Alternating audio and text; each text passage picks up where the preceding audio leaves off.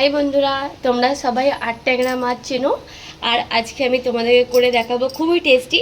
এটা খেলে খাসির মাংস সাইড করে দেবে। এই আট ট্যাংরার মাথা নিয়ে এসেছি আমি। বড় একটা মাথা ছিল, যার ওয়েট ছিল 2 কেজি মতো। হ্যাঁ, 2 কেজির মতো হবে। আট ট্যাংরার মাথাটা খুবই টেস্টি হয় আর প্রচুর এতে তেল আছে।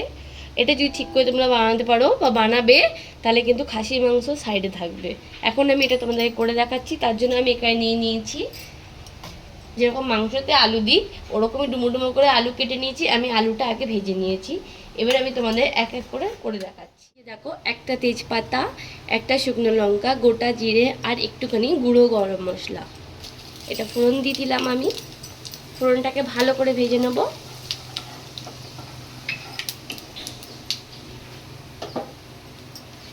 গরম মশলাটা আগে দিলে কি হয়, তাহলে যে এই মাথাটার যে একটুখানি গন্ধটা বেরোয়, সেটা গন্ধটা বেরোবে না, ভালো গন্ধ বেরোবে।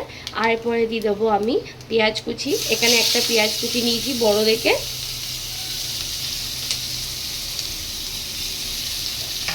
পেঁয়াজটাকে আমি লাল লাল করে আগে ভেজে নেব, তারপরে আমি বাকি মশলা নিয়ে নিয়েছি। এখানে বড় 2 চামচ আদা বাটা,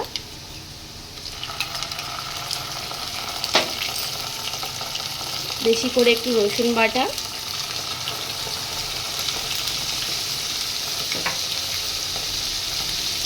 একটা গোটা পেঁয়াজ বাটা, বড় পেঁয়াজ নিয়েছিলাম আমি।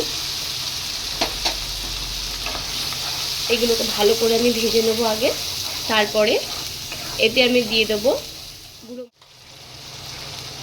এখানে আমি দিয়ে দেবো 2 বড় সাইজের টমেটো নিয়েছিলাম, টমেটোটা পেস্ট করে নিয়েছি, টমেটোটা দিয়ে দেবো। এটা মশলাটা কিন্তু একটু বেশি করে কষাতে হবে, যেহেতু সব কিছুই বাটা আছে। নুন দিয়ে দেবো,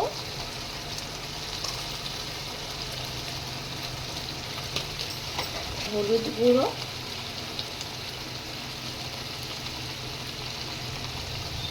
জিরের গুঁড়ো দিয়ে দেবো 1.5 চামচ, ধনের গুঁড়ো দিয়ে দেবো 1.5 চামচ, লঙ্কা গুঁড়ো দেবো 1 চামচ। ঝালটা তোমাদের আন্দাজ মতো দেবে, আর এটা একটু ঝাল হলেই বেশি ভালো লাগে। ভালো করে ভেজে নেবো। এর পেঁয়াজ আছে বলে না, জলটা খুব বেরোবে। আমি এবার মশলাটাকে ভালো করে কষিয়ে নিচ্ছি। কিন্তু খুব সুন্দর করে কষিয়ে নিচ্ছি, পুরো জলটা শুকিয়ে গেছে। দেখো, জলটা কিন্তু পুরো শুকিয়ে গেছে, মশলা দিয়ে তেল ছেড়ে দিয়েছে। এবার আমি এতে দিয়ে দেবো মাথাটা। এটা হচ্ছে আট ট্যাংরার মাথা, সবসময় পাওয়া যায় না। এবারে আমি কষাবো।